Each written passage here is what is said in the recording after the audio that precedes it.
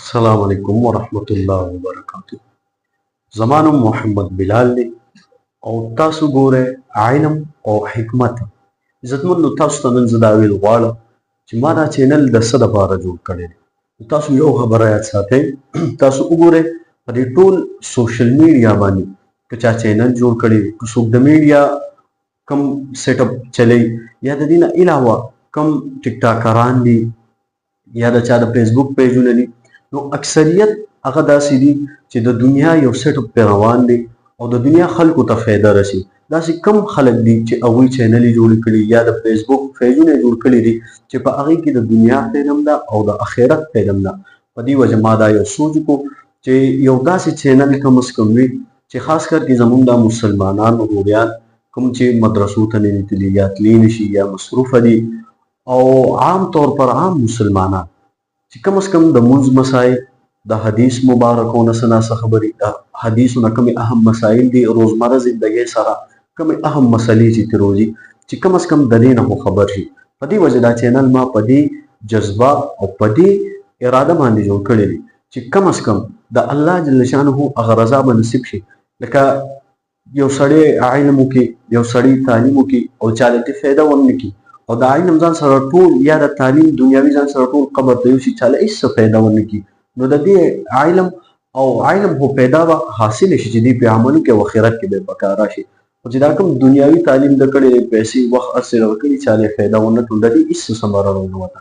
په دې وجه چې ټولو مسلمانانو له پکار دي چې خپل علم خپل هنر کم از کم چاله مسلمان ور له انسان له دې پیدا ورکړي چې هغه هر څه وي. په دې وجه په دې چینل به تاسو چې دا چینل سبسکرایب کړئ، په دې به تاسو ته د صحیح احادیث مبارکه چې کوم دي انشاءالله د هغې نه کوم اهم مسایل چې کوم زموږ روزمره زندګۍ سره تعلق ساتي د هغې نه به تاسو وخت په وخت خبرېږئ. د میاشتو چې کوم حالات دي د اسلامي میاشتو دا وګورئ چې په یو علاقه کې کم از کم داسې خلک وي چې هغې ته د اسلامي تاریخ، اسلامي میاشتې دا علم هغې ته زده وي. په دې فرض کفایي دی. په دې وجه د ټولو خلکو به بیا سي دغه علاقې به غاړه خلاصي، که په دې ټوله علاقه کې چاته هم نه یاد نو دا ټول ګناهګاران کېدای شي.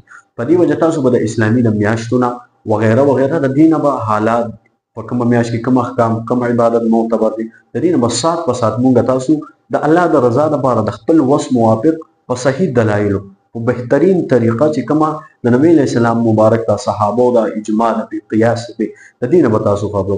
د دې نه علاوه تاسو وګورئ زما باندې چینل باندې د تجوید اکثریت کورس پروت دی ویډیوګانې او اوس هم زه لګیا یم، زه کومه وخت په وخت به تاسو ته وړاندې کوم.